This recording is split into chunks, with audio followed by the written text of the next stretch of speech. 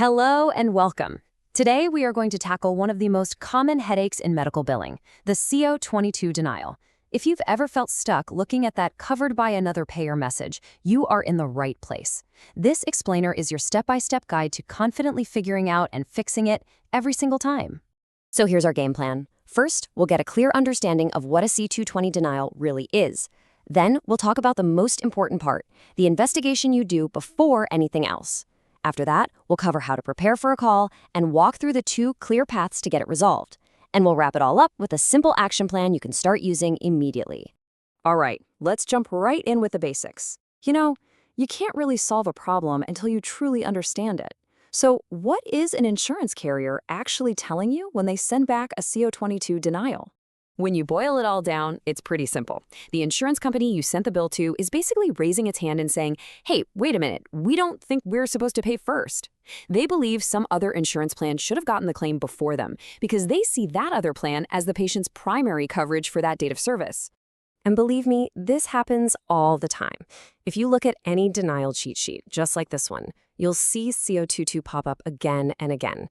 And because it's so frequent, getting a solid system in place to handle it is one of the best things you can do to make your entire accounts receivable process run smoother. So how do we fix it? Let's get right into the solution. Now, the big secret here is that your first move should not be picking up the phone. It all starts with a little bit of detective work that can save you a ton of time. This right here is the absolute most important step of the whole process. Seriously.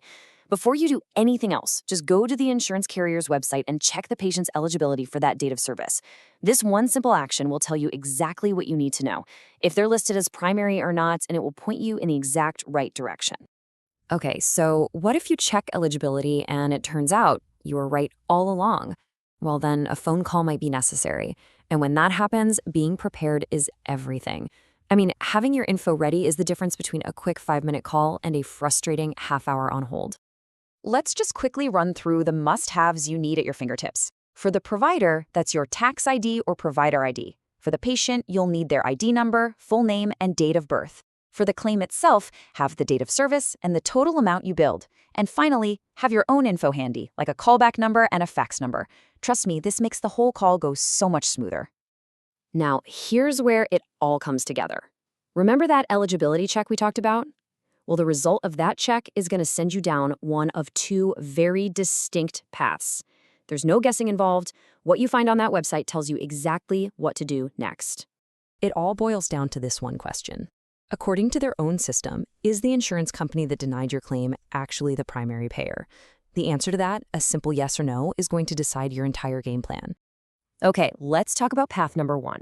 So your online check confirms that yes, they are the primary payer. Great. Your job is to call them and help them correct their own mistake. You just tell the representative that their system shows them as primary, and then you politely ask them to reprocess the claim. And before you get off the phone, always get a turnaround time, and most importantly, write down that call reference number. So what about path number 2? What if your digging shows that, nope, another insurance company really is primary? Well, this is just as straightforward. All you have to do is update the patient's file in your own system with the correct primary insurance, and then you send the bill to the right place. It's really just a quick data entry fix. Now, there is one little wrinkle to be aware of. Sometimes you'll run into messy coordination of benefits, or COB issues, where 2 insurance companies have conflicting information.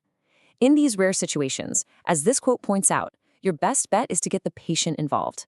Sending them a statement asking them to update their COB is often the fastest way to clear up the confusion.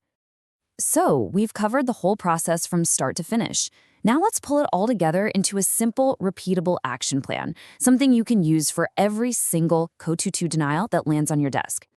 Here it is, your new workflow in a nutshell. First, always, and I mean always, start by checking eligibility online. Second, if you do need to call, get all your info ready first. Third, know your path. If they're primary, you call and ask them to reprocess. If they're not, you update your system and rebill. And finally, document every single call with that reference number. This little checklist can turn a confusing denial into a simple, predictable task. And that leads us to one final thought. Just think about the ripple effect here. If you can create a super efficient system for just one common denial code like this one, How much time and energy could that save your team? And how could mastering this one simple process be a model for making your entire AR workflow better? Thanks for joining this explainer.